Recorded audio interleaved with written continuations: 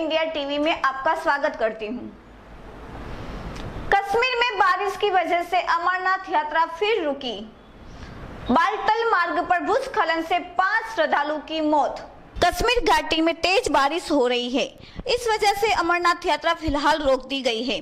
बालताल मार्ग पर मंगलवार शाम को भूस्खलन से 5 श्रद्धालुओं की मौत हो गई।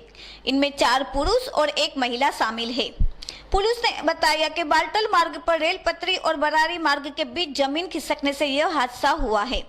इसके साथ ही इस साल अमरनाथ यात्रा के दौरान मरने वालों की तादाद बढ़कर 11 हो गई है। सोमवार से मंगलवार सुबह तक अलग अलग वजह से 3 व्यक्तियों की मौत हो गई थी। पुलिस के मुताबिक जत्थे में शामिल 7 यात्री पहाड़ के मलबे में दब गए।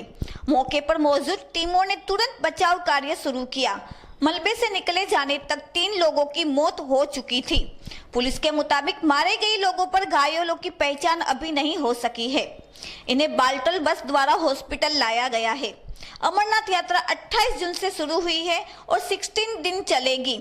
अमरनाथ यात्रा के 5वें दिन सोमवार को सबसे ज्यादा 22,500 यात्रियों ने दर्शन किए।